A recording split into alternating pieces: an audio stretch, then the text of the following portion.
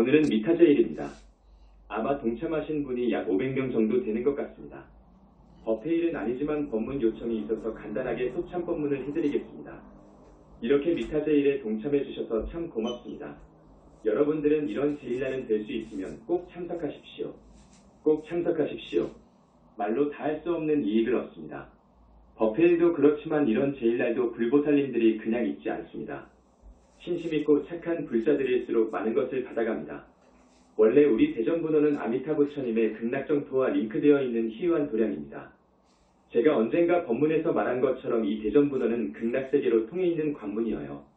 미타연 불행자를 섭수하는 아미타 부처님의 서원에 힘이 있는 곳이라고요. 그런데 이때까지는 미타제일이 없었습니다. 이제 부처님의 승낙을 얻어서 아미타 부처님의 제일이 생긴 거예요. 음력 5일을 아미타 부처님 제일로 하라고 허락하신 거거든요. 이는 매우 축하할 만한 경사예요. 오늘부터는 석가모니 부처님께서 미타 부처님에게 큰 방을 내주신 거예요. 오늘은 현지사에서 처음으로 아미타 부처님 제일을 봉행하는 뜻깊은 날이어요. 여러분들이 많이들 동참해 주셨는데 참 잘하신 겁니다. 앞으로 매달 음력 5일은 미타 부처님 제일이니 많이들 참석해 주십시오. 이 사바세계의 육신을 가지고 살아간다는 것은 사실 고통입니다. 물론 즐거움도 있습니다만 고통이 많습니다. 아무리 권세가 높은 대통령이라 해도 그렇고 아무리 돈을 산더미처럼 쌓아놓은 재벌이라 해도 마찬가지입니다. 아무리 행복해 보이는 사람이라 하더라도 그 속을 들여다보면 비슷비슷합니다. 근심 걱정 없고 집안에 문제가 없는 사람은 한 사람도 없습니다. 예를 들어봅시다. 여러분들이 아무리 건강하더라도 또 마누라가 문제 있고 자식들이 또 병고로 신음할 수 있고 자식들이 또 마음대로 되지 않는 그런 아픔이 있습니다. 그렇지 않습니까? 그래서 인간 세계는 오고 싶지 않은 세계입니다. 그런데 극락세계라는 곳이 있어요. 극락세계가 있어요. 윤회를 벗어난 세계에서 한참을 가야 됩니다. 극락세계가 있어요. 그 극락세계는 우리 부처님의 정법문 중에 불자들만 갑니다.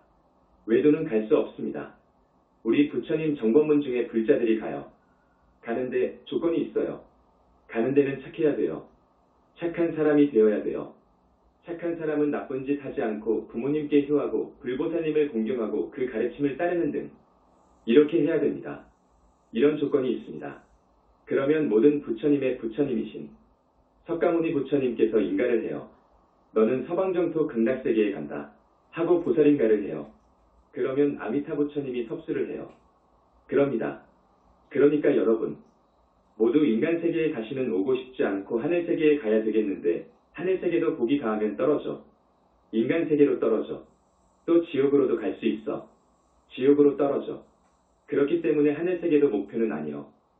우리의 목표는 윤회를 벗어나는 아라한의 세계라든지 거기서 훨씬 더 깊이 들어가는 극락세계에 가서 왕생하는 것이요.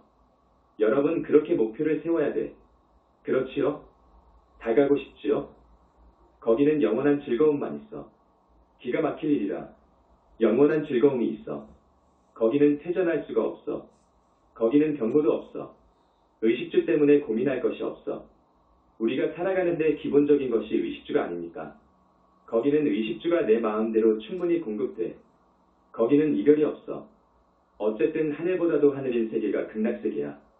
그런데 극락세계의 존재를 지금까지 불교에서는 몰랐고 외도에서도 전혀 몰랐습니다. 그런데 중국 당나라쯤 되어서 극락세계가 존재함을 알았던 몇몇 큰 스님들이 연불종을 창종한 거예요. 연불을. 그래서 무조건 나무아미타불만을 지극정성으로 하면 극락 간다 이렇게 되어 있어. 그것도 좋은데 앞에서도 스님이 말씀을 했지만 나무아미타불만 한다고 해서 극락에 가는 것이 아니요. 자, 이렇습니다. 경전 미타경을 읽어야 돼. 그 다음에 아미타불 무량검멸제 진언이 있죠. 옴모니모니 세야모니 사바 아주 좋은 진언이어요. 미타부처님 진언입니다. 이것을 꼭 108번 정도 하고 그리고 아미타불 정근으로 들어가야 돼. 그러니까 8정도 칭명연불이어요. 이것도 8정도 칭명연불인데 그 미타부처님을 찾을 때에는 반드시 미타경을 먼저 읽고 아미타불멸제 진언을 108번 정도 하고 아미타불을 찾아야 돼. 그런데 우리 한국의 관행은 나무아미타불로 되어 있어.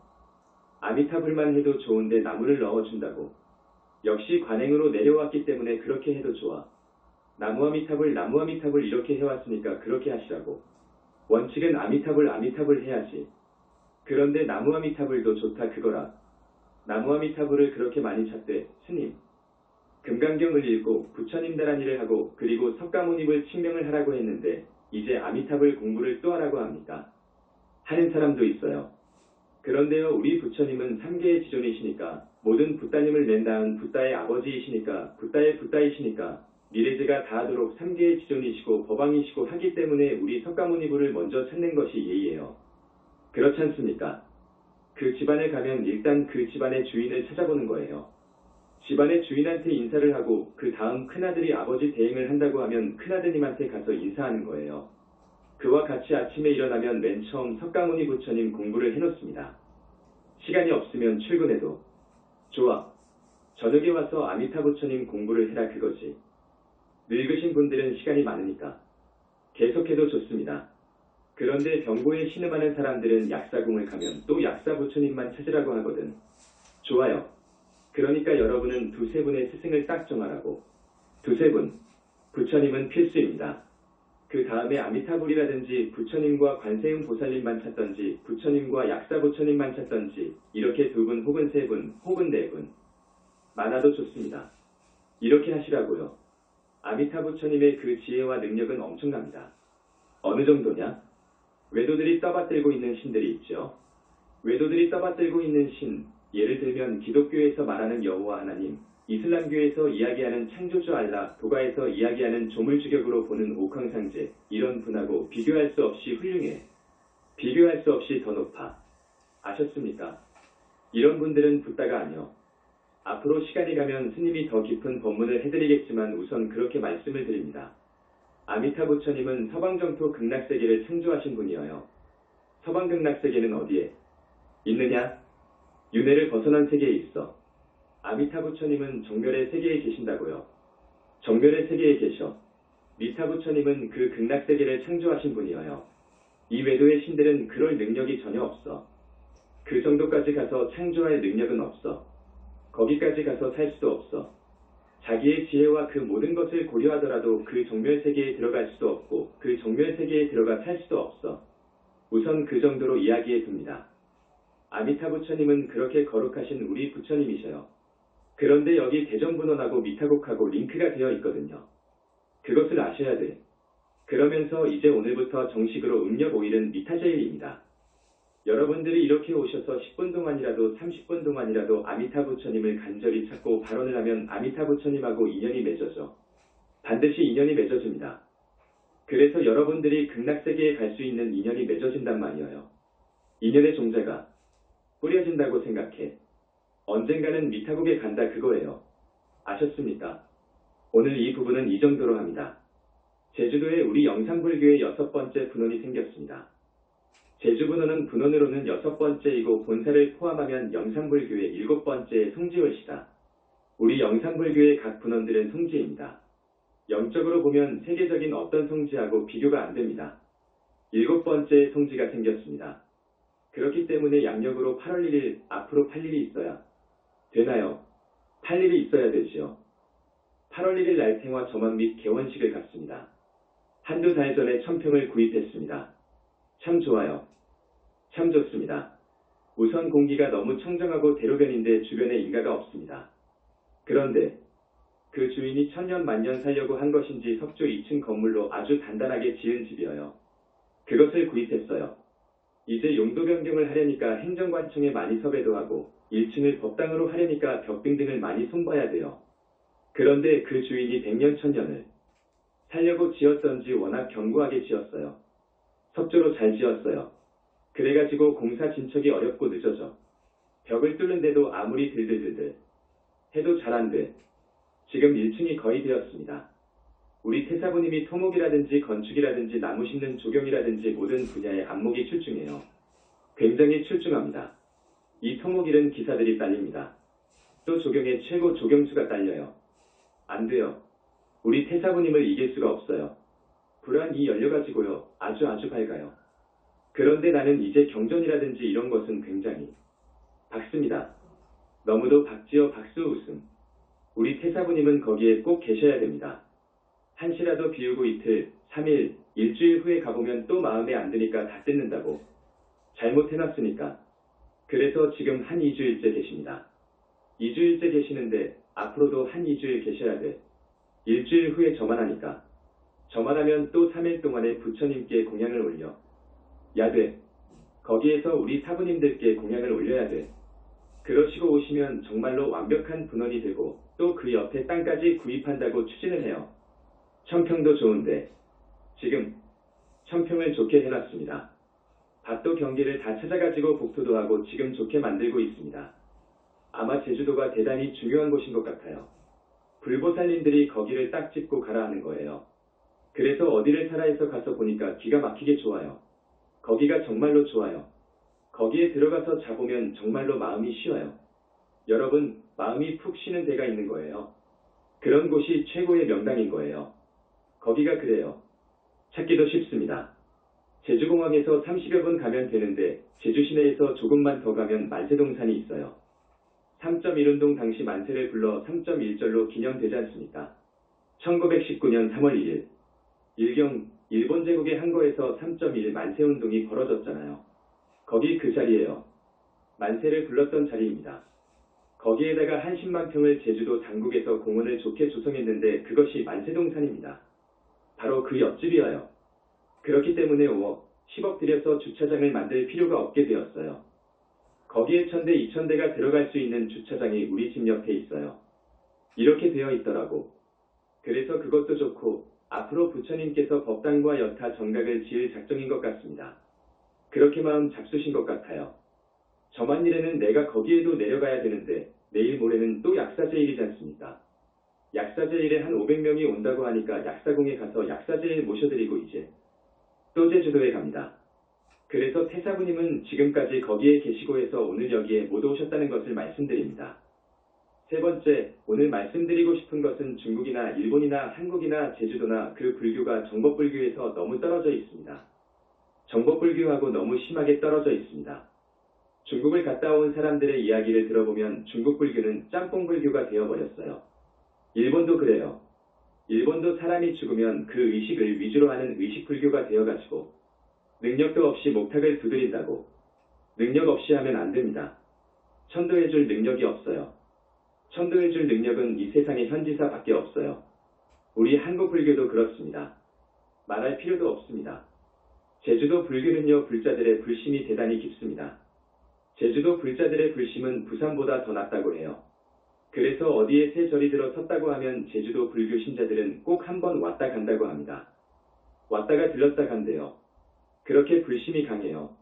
그래서 잘만 하면 우리가 많은 신도들을 귀해 받겠어요. 그런데 한 두세 달이 중요한데 자기들이 와보면 불심도 없고 절도 아닌 것 같고 붙여져 있는 것은 머리 깎은 부처님 생화 하나이고 하기 때문에 염려가 됩니다. 그래서 지금 현재 주지 부주지하고는 좀 안 되겠고 제주도 도민이 57만 명이라고 해요. 57만 명인데 불자들이 많답니다. 많아요. 그래서 절반을 잡더라도 또 그것의 100만 우리가 잡더라도 수백 명 수천 명을 우리가 정법으로 귀의시키도록 할 수 있을 것 같은데 이 중생들은 보는 것 듣는 것이 첫째거든요. 실제로 보는 것 듣는 것. 그렇습니다. 그래서 중생들을 상견 중생이라고 그래요. 그래서 어떻게 우리 제주분원을 키울까 하는 생각이 지금 많습니다. 그런데 가려면 비행기를 타야 되니까 참. 그럽니다. 여러분, 우리 신도분들 중에서 정법을 한번 간단하게 정의하실 분? 이것이 정법이다 하고 간단하게 정의하실 분? 대단한 분은 정의할 수 있습니다. 여기에 한 10명, 아마 한 100명일 수도 있을 거예요. 무엇이 정법인 줄 압니까? 정법불교. 한두 줄로 해서 정의할 사람? 여러분, 그거 알아야 돼요. 정법을 정의 못하면 끌려가요. 다른 외도들한테는 안 가겠지만 불교도 많지 않습니까? 다른 불교 종단으로 끌려간다고요. 이 정법을 정의할 사람? 이것을 알아야 돼. 여러분 그렇게 많이 법문 들었으니까 이 정도는 정의할 수가 있을 거예요. 더구나 이번에 나온 21세기 붓다의 메시지권은 참 대단한 책입니다. 그러니까 그 책을 정독하고 정독. 한 사람은 그냥 알아요. 여러분 그래야 돼요. 그래야 속지 않아요. 그래야 다음 세상도 붓다회상 만날 수 있어요, 여러분. 그래서 극락 갈 수 있어요. 정법을 알아야 돼요. 지금 스님들 모릅니다. 모르지요. 세계 어느 스님들도 몰라요. 불교학자들도 몰라요. 뭐가 정법인 줄 몰라요. 한국에 내로라 하는 스님이 나한테 와가지고 솔직히 털어놔요. 나는 정법이 무엇인지 모르겠다고 슬쩍 말하더라고. 그건 실토한 거예요. 정법을 몰라요. 자, 스님이 말씀을 드릴게요. 그건 아주 꼭 외우시든가 마음속에다가 새기세요. 간단히 말하면 계율 지키고 경전 읽고 연불하는 것이 정법이어요. 계율을 안 지키는 종단은 그 스님은 외도예요. 아셨죠? 천하의 학자라 하더라도 대학자라 하더라도 계율이 없으면 지옥 가요. 그건 분명해요. 불교학자도 마찬가지예요. 알았습니까? 예수교인이라도 예수교 목사나 신부 스녀라 하더라도 우주의 법칙인 불교에서 이야기하는 5계십선을 지키지 않으면 지옥 가요. 그건 틀림없어요. 그러나 이름도 없고 사는 것도 가난하고 생김새도 못났다 하더라도 5계십선을 잘 지키면 그 사람은 하늘에 가요. 지금까지는 이것을 몰랐기 때문에 많은 성직자들이 사막도로 가요. 여러분 그거 알아야 돼요. 그러면 지금까지 지은 것은 어쩔 것이냐? 지금까지 죄를 지은 것은 어쩝니까? 여러분 그리해서 정법 부처님 교단이 필요해요.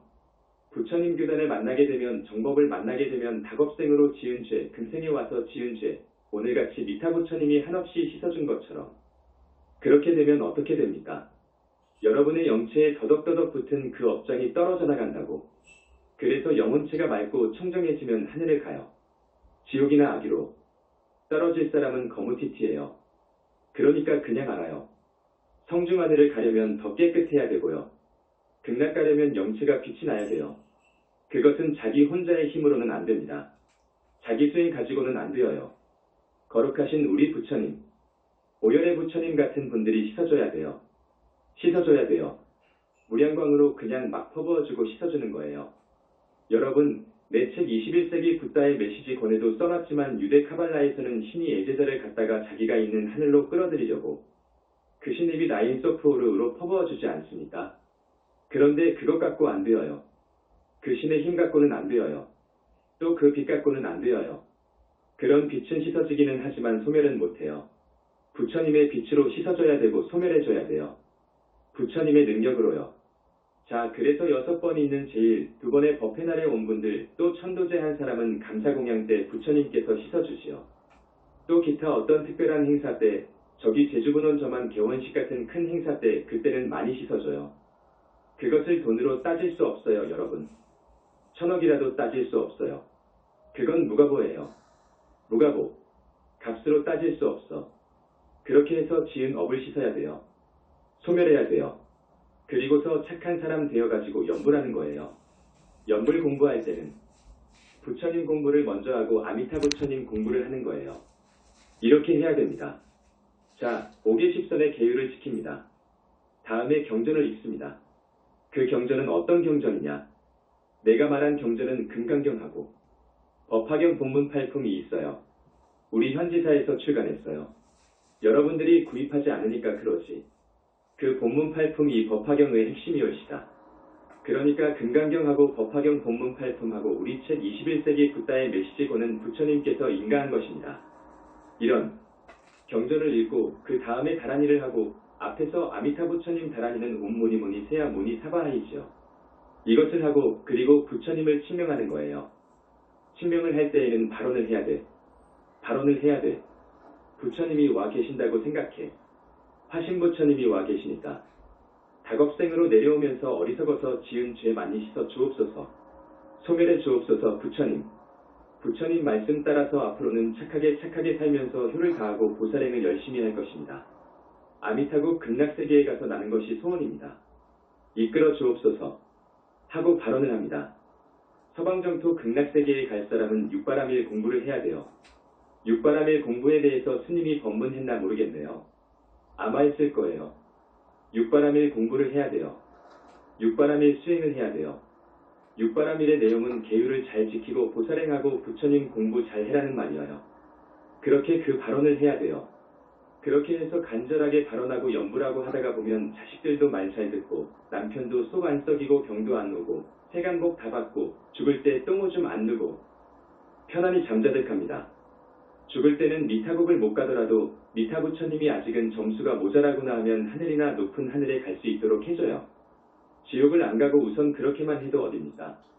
그래서 이제 사람 몸 받아올 때 그 발언을 꼭 마음속에 새기라고. 다음 생에도 불자가 될 수 있고 정법문중을 만날 수 있도록 발언하고 착하게 살면 꼭 그렇게 돼요. 그러니까 계율 지키고 연불하고 그 부처님 경전 읽고 다란이하고 그리고 그 부처님 존호를 칭명해 주는 거예요. 이게 정법이어요. 이게 정법인 줄 아십시오. 이게 최고의 정법이어요.